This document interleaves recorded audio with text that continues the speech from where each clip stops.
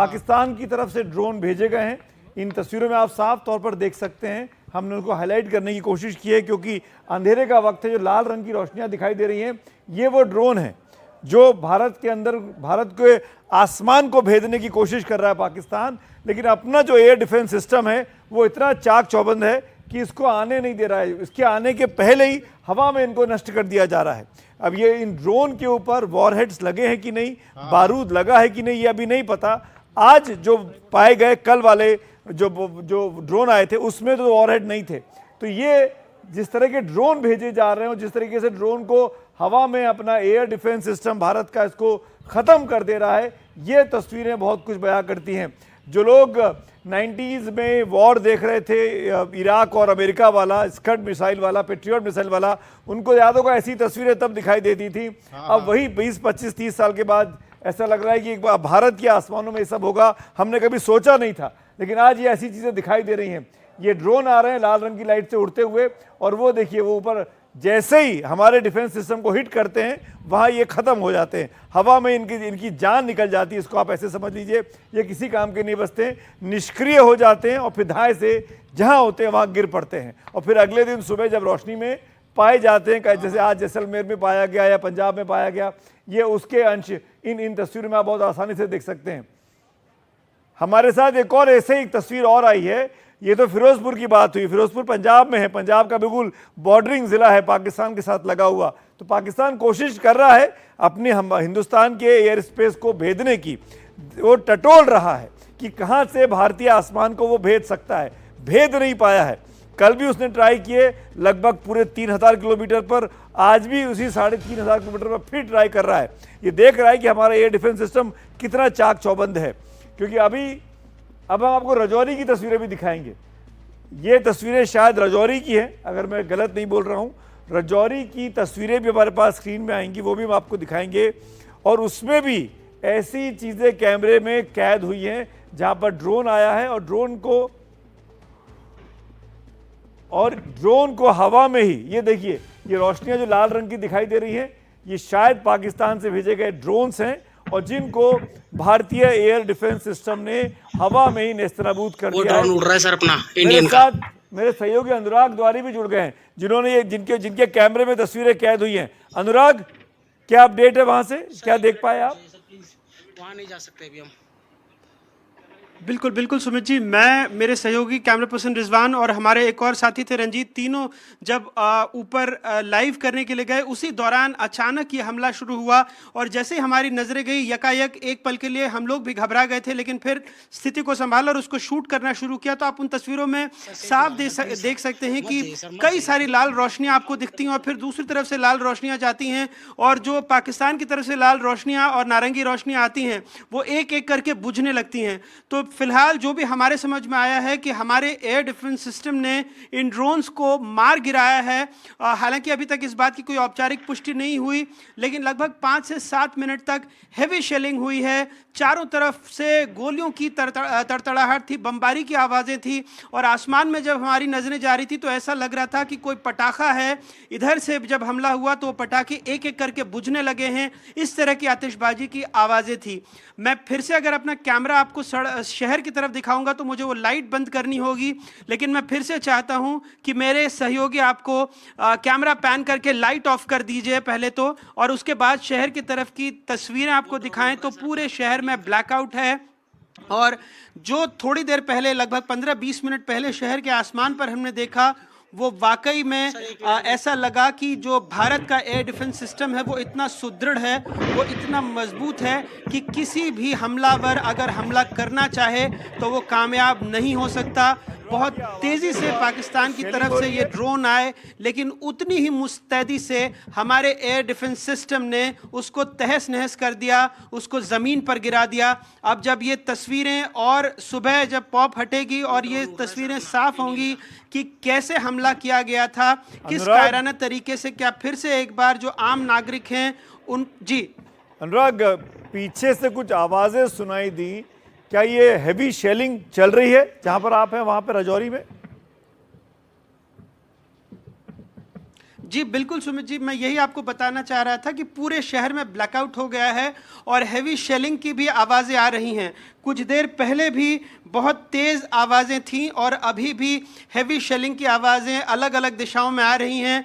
थोड़ी देर रुक जाती हैं और फिर से वो आवाज़ें शुरू होती हैं और सड़क पर जो सिर्फ और सिर्फ दिख रही है वो गाड़ियों की अफरा तफरी है। एक दो सिविलियन गाड़ियां हैं जो शायद सुरक्षित भागने की कोशिश कर रही हैं और बाकी कुछ सेना की गाड़ियां हैं जो गंतव्य पर, या यूं कहें कि जो दुश्मन है उसको कहीं ना कहीं काउंटर करने के लिए दौड़ रही हैं। लेकिन हम जी। सिर्फ और सिर्फ अपने दर्शकों को ये बताना चाहते हैं, हमारा मकसद ये बताने का है कि हमारे सुरक्षा बल बहुत ही मुस्तैदी से अपनी ड्यूटी में लगे हुए हैं। शहर भले अंधेरे में डूबा हुआ है लेकिन उनकी आंखें खुली हुई हैं। ये बहुत जरूरी, और ये शहर अंधेरे में इसलिए डूबा हुआ है क्योंकि दुश्मन की आंखों पे पर्दा डाल देना है, दुश्मन को दिखाई नहीं देना चाहिए, इसीलिए ब्लैकआउट किया जाता है। ये एक एहतियातन कदम है ताकि अपने नागरिकों को सुरक्षित रखा जा सके। ये सबसे इंपॉर्टेंट चीज होता है किसी भी वॉर लाइक सिचुएशन में या किसी वॉर सिचुएशन में। पाकिस्तान की चालाकी देखिए दर्शकों, पाकिस्तान एक तरफ तो शेलिंग कर रहा है, एक तरफ अपने ड्रोन भेज रहा है, एक तरफ मिसाइल भेज रहा है, वहीं दूसरी तरफ पाकिस्तान से एक खबर आती है, वहां के प्रधानमंत्री शहबाज शरीफ के बड़े भाई हैं जो पूर्व प्रधानमंत्री हैं नवाज शरीफ, उनके हवाले से नवाज शरीफ साहब ने अपने प्रधानमंत्री भाई शहबाज शरीफ को ये सलाह दी है कि वो कूटनीतिक तरीके से भारत के साथ तनाव को कम करने पर काम करें। देखिए, एक तरफ आप हमले कर रहे हैं, दूसरी तरफ आप कह रहे हैं कि हमले कम करें या तनाव कम करने की कोशिश करें। नवाज शरीफ का ये हस्तक्षेप दोनों देशों में तनातनी के बीच पाकिस्तान की भलाई के लिए एक बेहद अहम कदम हो सकता है। पर अभी तो नहीं लग रहा कि जो नवाज शरीफ ने कहा वो या तो शहबाज शरीफ ने समझा या वहाँ की सेना जो कि आसिम मुनीर के अंदर में आती है वो मानने को तैयार है। नवाज शरीफ कुछ और कह रहे हैं और सेना कुछ और करके दिखा रही है। कम से कम इस वक्त की जो ताज़ा रिपोर्टिंग हम आपको दिखा रहे हैं पूरे बॉर्डर से, वो यही कह रही है कि पाकिस्तान ने एक बार फिर भारत के सैन्य ठिकानों को अपने निशाने पर लिया है और हर इंपॉर्टेंट उस जगह को निशाने पर लेने की कोशिश की है जहां भारत के इंपॉर्टेंट मिलिट्री इंस्टॉलेशंस हैं।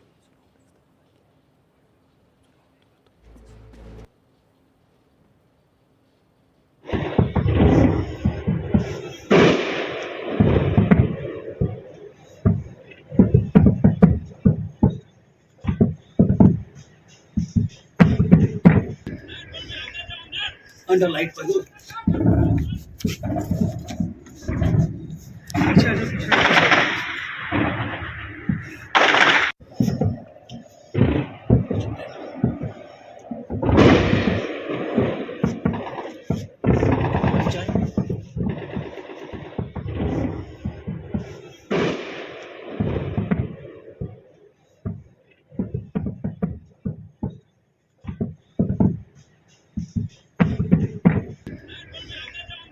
अंडर लाइट पर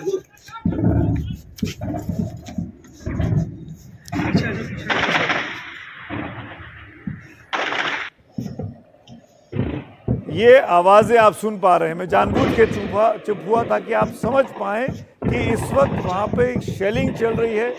किस गोलीबारी की आवाज़ है, गोलीबारी की आवाज़ है, बिल्कुल लगी हुई सीमा है। गोलियों से भी आप एक दूसरे को निशाने पर ले सकते हैं।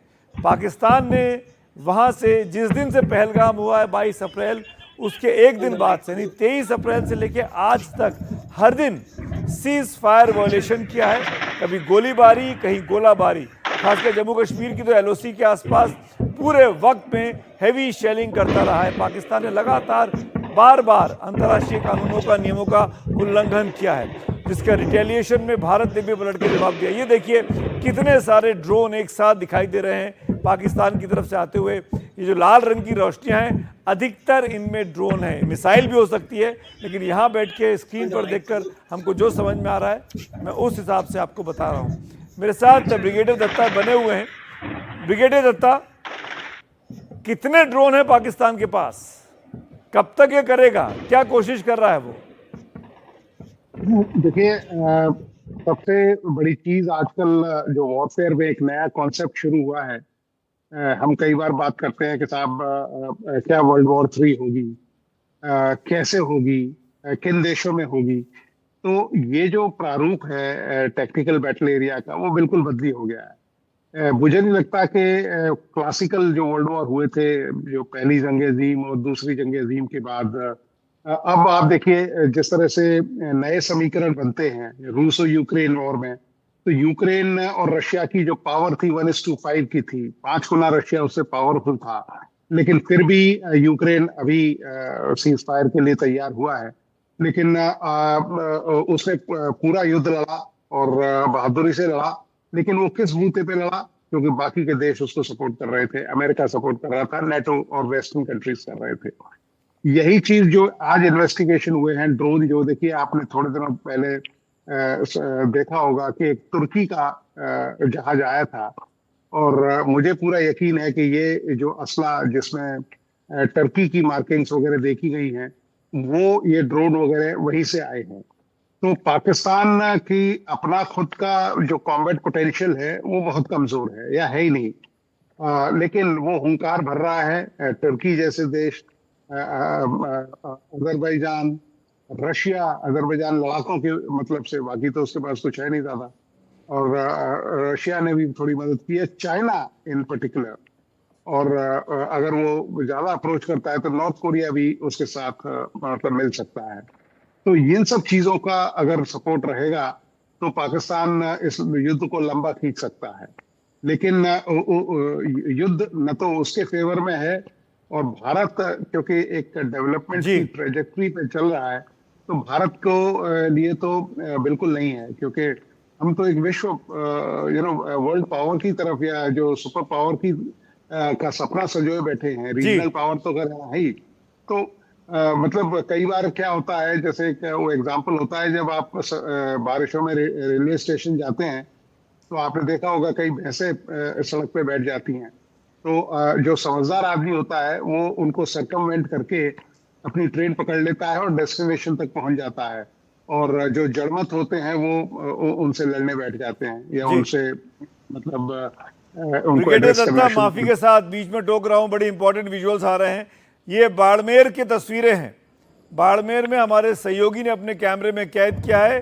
बड़े सारे ड्रोन दिखाई दे रहे हैं बाड़मेर की सीमा को लांघते हुए हिंदुस्तान के एयर स्पेस में घुसने की कोशिश कर रहे हैं, और कैसे एयर स्पेस में घुसते से ही उनको हमारा डिफेंस सिस्टम नेस्तनाबूद कर दे रहा है। ये देखिए इन तस्वीरों में बहुत साफ दिखाई दे रहा है। मेरी सहयोगी हर्षा कुमारी सिंह हमारे साथ जुड़ गई हैं, जिनके माध्यम से तस्वीरें हम तक पहुंची हैं। हर्षा, ताज़ा अपडेट। बिल्कुल, देखिए अभी जैसलमेर, बाड़मेर और पोखरण में इस तरह की हमको गतिविधि दिखी है।